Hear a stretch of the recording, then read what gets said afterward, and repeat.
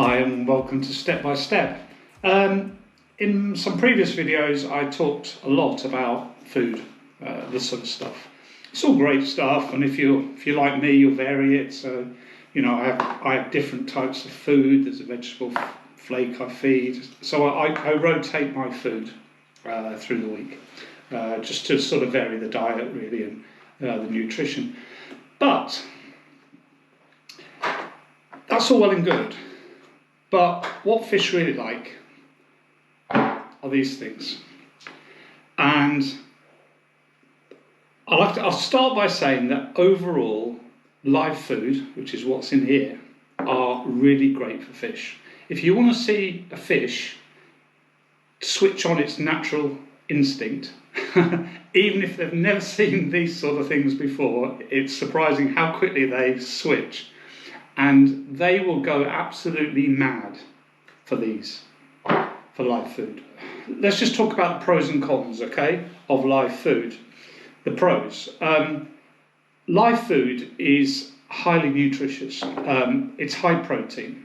And to be honest, these trump anything here. These are trying to do what these do. So they are probably one of the best things you can feed your fish. They don't have preservatives, there's no waste, which I'll describe, so there's no build-up of waste if you use this. They're fresh. If you're using your own live food, it's fresh, you know it's fresh. They're accepted by nearly all tropical fish and cold water fish as well. There are a few exceptions that wouldn't go for live food. You know, those sort of algae eaters and you know, those sort of things. But largely, if you've got omnivores or you know, things like beta, they will go absolutely mad for this. And at the end of the video, I'll actually feed this into here, and you can see what I mean.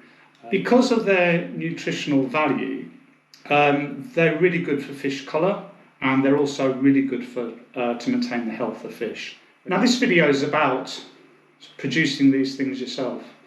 And why would you do that? Well, it cuts out the middleman. It allows you to use fresh food rather than frozen foods. And really you're in control of the quality that you get. When you buy things, you know, frozen food, things like that, they are all commercially produced. And, you know, you could be introducing things into your aquarium. You know, the chances are very slim, but you could be. If you're in control of the food and where it comes from, then you're in control of the quality of it. Okay, so what are the cons of doing this? Why is it not a good idea? There aren't many reasons why it's not a good idea. I suppose in a way, if you're going to grow mosquito larvae, which is what I have in here and what I do, then obviously you need some form of outdoor space, garden, yard, whatever that might be, a balcony even. So as long as you've got access to outdoor space, it will work. Possibly the other thing is, depending on where you live, is seasonality. Really in the UK, we're looking at producing mosquitoes or larvae from about March right through to around about October. It's September now, and I'm still getting lots of mosquito larvae. So the adults are still laying eggs. So I continue. So in the winter months, obviously, it's not food that you can have access to, but that's fine because you fed them for a large part of the year. In terms of issues and some questions you might raise, one might be, well, are you not introducing some form of contamination into the water? I think generally anything that's in here would probably be already in an aquarium anyway, and probably worse from a supplier. So I think the answer to that is no, and particularly with these sorts of live food, you know, brine shrimp, some mosquito larvae, Daphnia or water flea. They're all, you know, fairly, I'll say, clean.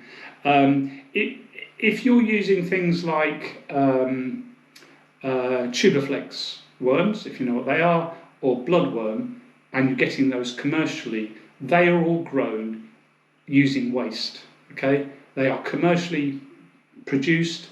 they use fish waste and a whole range of things for those species. So that they're a type of food that I don't tend to use, and I prefer this sort of food.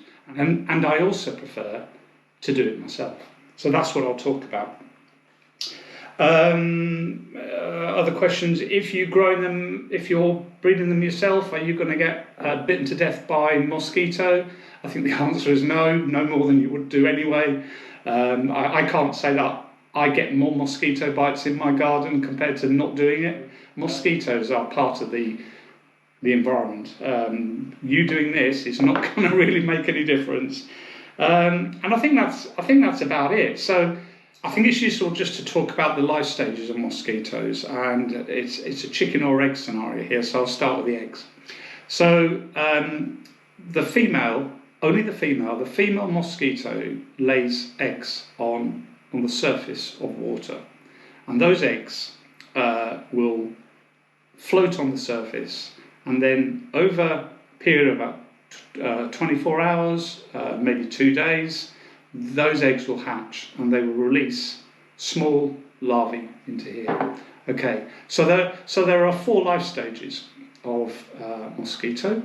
So there's the egg stage, there's the larvae stage, there's the pupa stage, and eventually there's the adult stage. So that's the cycle. Okay, so the 2 things we're interested in, eggs, yes, we need eggs because we want to get these, but is the larvae stage and the pupa stage. Now, in the trade, these are given another name. So the larvae, which are the very smaller things, they are called wrigglers. And the other ones, the pupa, are called tumblers. And you might be able to see that so that the heavier colour, the round-looking things that actually look like a comma are the tumblers. Okay, they're the pupa stage. So these 2 stages are the 2 stages we're interested in terms of food. Now, what you'll notice about mosquitoes, and another reason why they're good, is they're air breathing. So they stay for the most part on the surface of the water. They have a little tube that comes out that allows them to take air from the water. They also eat things like bacteria and algae, and they tend to feed in the upper layers of the water. So these things, when you add them, are not going to go down to the bottom, and they're not going to disappear into the ceramic media. These things are going to be right at the top, and they're not going to be there for very long because your fish will just completely clear them out. So that is one of the benefits, if you like, this doesn't produce a lot of waste. Your fish are going to eat them. There's no waste falling down to the bottom. The female. And it's the female mosquito that lays the eggs. And the reason mosquitoes largely feed off plants, and it's only when the female needs to produce or reproduce, if you like, and produce eggs that she needs a blood meal, and that's when you get bitten, because she needs the protein that will allow her to produce eggs. So that's why. You get bitten, in effect, but they don't just bite people. Mosquitoes, and there are some specialist varieties, but generally any type of mammal will get bitten by mosquitoes. So they can get their blood from a whole range of sources, and it's part of the reason why in some countries they are problematic in terms of disease because of that blood transfer. Once the females laid eggs, and the eggs, I'll just talk about the eggs. They float on the surface, and they look like a very small cluster of seeds. And what the female does, it depends on the species again, but it will either land on the edge of something and lay eggs that way, or will literally land on the surface of the water. And they do need very still water. So I'll talk about that a bit later on. what then emerges is the wriggler stage, and they stay as wrigglers for about sort of 5 to 14 days, and then they'll change. They'll change into the pupa stage or the tumbler stage, and the tumbler stage lasts for normally about sort of 1 to 4 days. Beyond that, they'll hatch into a fly and go. So if you want to target which ones to take, certainly choose the tumbler stage, because you know they're going to have a shorter time of availability before they go. Now, in terms of when you should farm them, I'll say farm them because in reality that's sort of what you're doing. So mosquitoes are active at around about 10 degrees centigrade and above. Beyond that, they go into a very dormant stage, but they're most active between 15 degrees and 25 degrees. So that will give you some idea of when is a good time to set up something to produce sort of larvae. So this is generally what you need, really. It's quite simple. You can do it all almost from home, really. You might need aquasafe. I'll talk about that. You'll probably need a container sort of along these lines. You'll need a larger tub, which is what I use. I use these here, this sort of shape here, to go in the garden. You'll need some vegetation. So I've got some grass in there. Now these things, these are brine nets, and they're really cheap. They're about £7 for 5, and they are, honestly, back in the day, I used to use a small pipette, and I used to, with my pipette, I used to try and catch the larvae out and put them in, and that used to take ages, you can imagine. These things really do speed up the process, so I would certainly advise these. They're very cheap. If you read the description of this video, I will put more information, as I always do, but I'll also put some links so at least you know what sort of products you're looking for. So those brine nets, and you don't have to do this, but they're about sort of £5 for 10 for 10 of them. I use zip bags. They're a mesh bag. And these are aquarium media bags, you know, for filter systems. You know, people put ceramic media and a range of things in there. They zip it up and they stick it into their filter system on large aquariums. You don't need to use these. You could use some old tights, you know, stockings or whatever, you know, whatever. And the reason you do that is because it's really to avoid bits of vegetation float around in your water. So all you need to do is you put some grass, which is what I've got here, into the bag, zip it up, and basically you put that in there, and then you add some water. It doesn't have to be grass, sort of, you know, any sort of vegetation, just a small amount, because what you're trying to do is you're trying to create this sort of environment here. And that water is coloured because it's got algae in. And as I said, these things feed on algae. So the whole point of putting this in here really is to create the conditions for algae. And normally you can you'll tend to get the right conditions within about 3 or 4 days of putting it outside with the water in. You know, when this starts to produce algae within it. And it won't take long beyond that for mosquitoes to start laying eggs on the surface. In terms of water, because you'll need to add water clearly, you could just use tap water and apply your normal aquasafe or a dechlorinator to the water in your normal dose that you would put into there. So that's an easy way to do it. The alternative thing is just when you do a water change, retain the water and then use that water to put into here. So, okay, so you need water. So there we go. So we've got the grass, we've got some vegetation in there. I've got some water here. Just going to fill this up a little bit.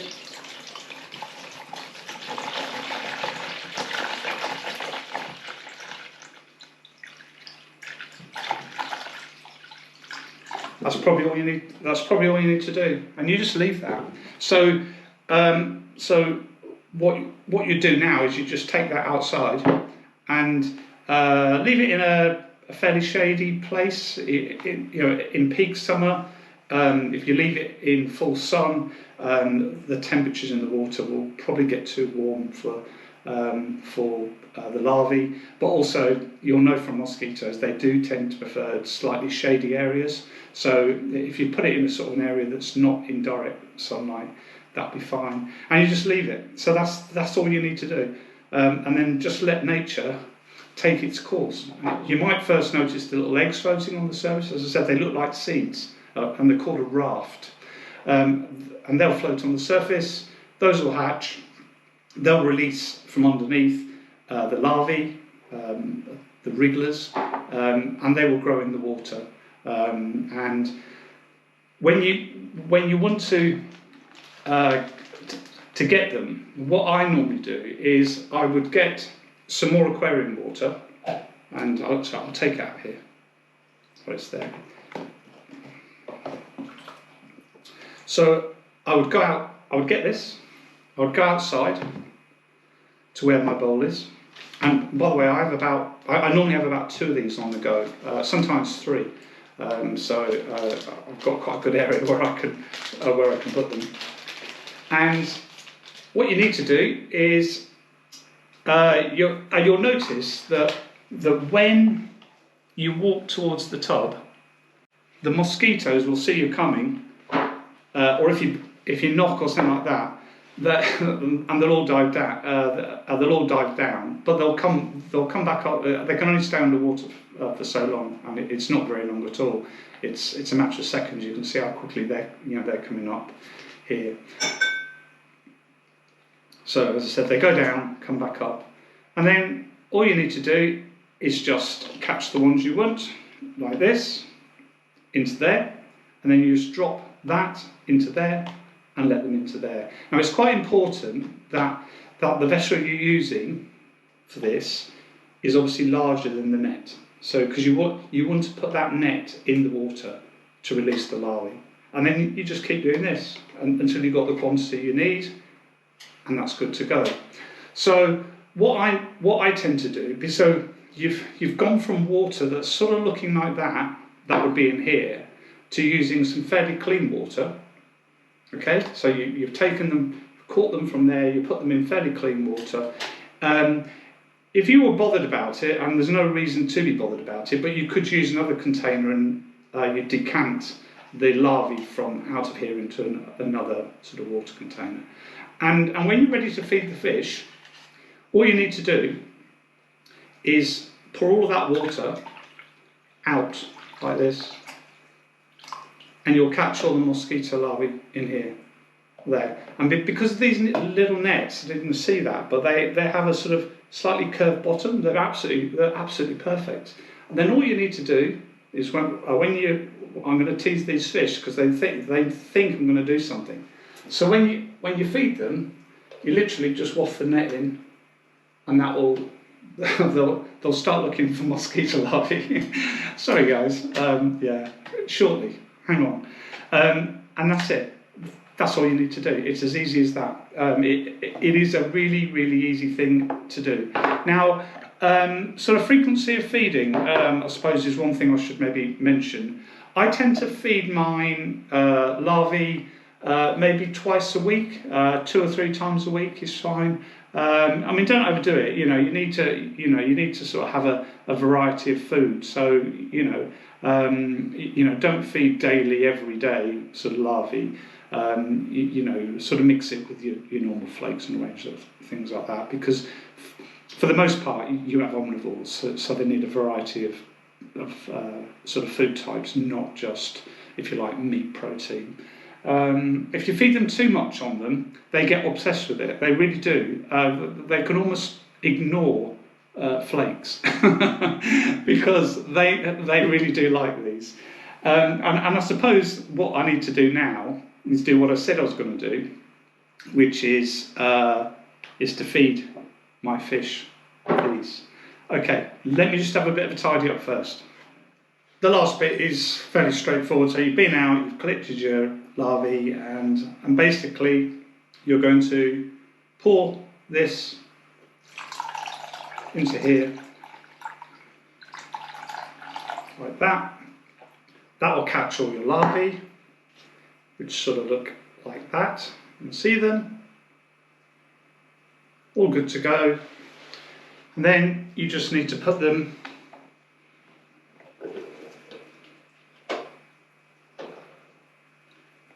into your aquarium like this. Just waft them round like that. And then you can just sit back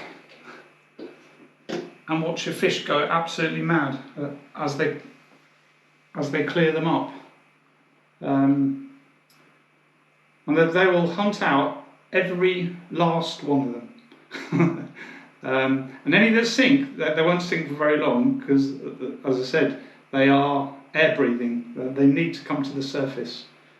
So you'll be surprised also how quickly your fish clear them up. So the quantity I just gave there, probably I would say is about right for this, for this number of fish. And that will keep them very happy.